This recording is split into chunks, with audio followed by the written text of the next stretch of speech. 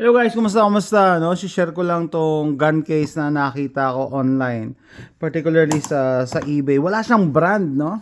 Ang hinahanap ko kasi yung size na paglalagyan ng Hammerly TAC R1, which is a ano siya, AR-15 pistol, no, na 22 LR. So, kung maghanap kayo ng gun case pang pistol, may mahanap kayo, and then gun case pang rifle, may mahanap din kayo, mas madali. Kasi usually mga rifle around 36 inches, pistols naman around 12 inches ang mga length. Ito kasi nasa gitna siya, hindi siya ganun kahaba, hindi ganun kaikli. Okay? So, nag-message ako doon sa seller. Sabi ko, anong dimension yan? Sabi niya nga, 18 inches. Okay. So, yan na, perfect. Ayan, 18 and a half. Sabi ko, perfect. Yan ang hinahanap ko. Wala siyang brand eh. Kaya mahirap kung tatanungin niyo ako anong klase. Tapos, yung handle niya, naging dalawa. Latch. Siya, na-tsempohan ko lang talaga. Tapos, egg crate foam. Yan, egg crate foam. Okay, so binili ko $17. Sabi ko, perfect. Nung nalaman ko na kasya sa Hammerly TAC R1, bumili uli ako, buti meron pa siyang ganyan. $15 naman. Kasi imagine niyo kasama na yung shipping Ang mura nito. No? Ang mura. Okay, ang kailangan ko lang talaga paglalagyan ng ng Hammerly TAC R1. So, eto na siya. So, dalawa. Meron akong isang reserva. Nilagyan ko lang ng sticker ng Palmetto State Armory. Yan. Okay. Pakita ko na rin yung setup. Yan siya. Saktong-sakto siya sa Hammerly TAC R1 ko. Silica gel. Para oxygen absorber. Okay. Tapos, may nagtatanong sa akin dati, sa video ko, paano daw, kung lalagyan ko daw ng brace. Sabi ko, hindi, ganito lang. Pistol lang siya para maliit. So, if YouTube is watching, nothing is for sale in this post. And lahat dito na safety check na prior to filming. Ayan, Hammerly TAC R1. Para makabitan ko siya ng sling. Naglagay ako lang ganito.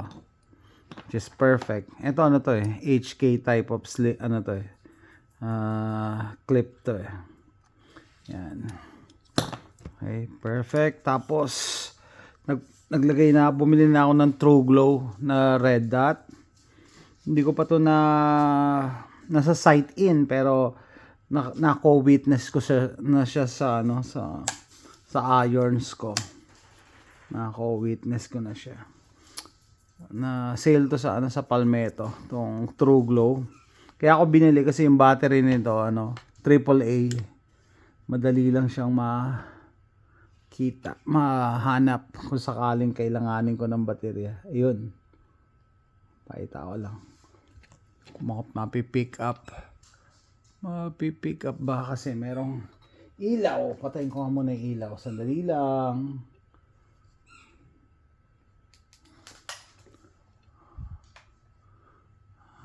Ba't parang green ang nakukuha?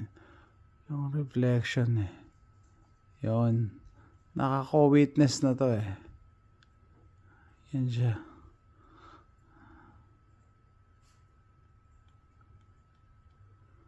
Yan. Liwanag naman siya kahit AAA.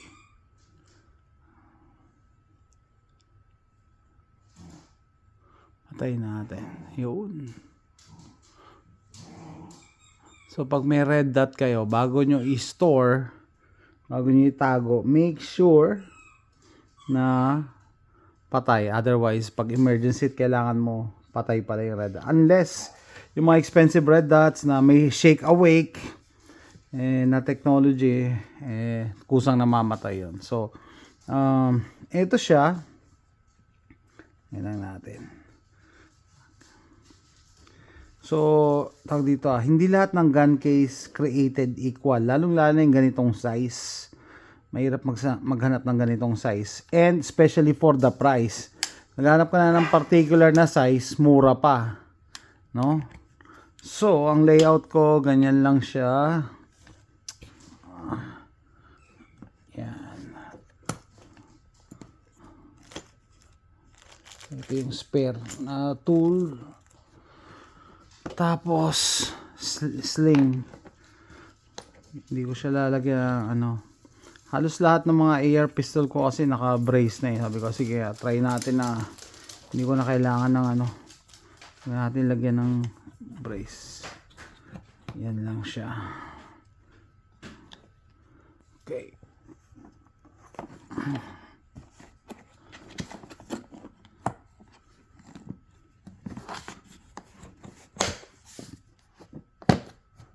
So yan, ito yung nabili kong gun case sa eBay.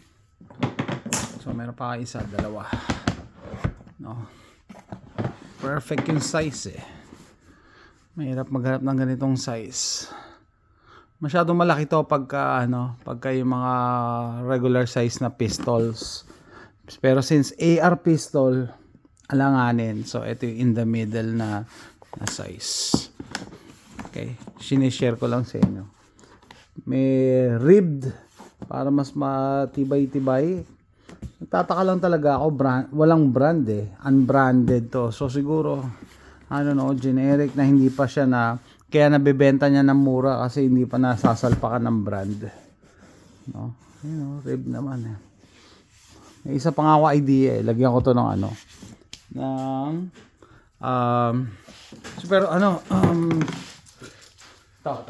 binili ko sa eBay din. Ito yung isang idea. Yan, nalagay ko dyan. First aid kit. Yan. It's up to you, no? Yan, shinare ko lang yung nakita akong gun case. No? 18-inch by by 13. 18 by 13 yung yung dimension. No? Yan siya. With my Hammerly TAC R1. So at least protected yung yung AR pistol. So that's it guys. Kung nagustuhan niyo yung video na to, please click like and subscribe. And thanks for watching. Pwede rin siya dito. Bye guys.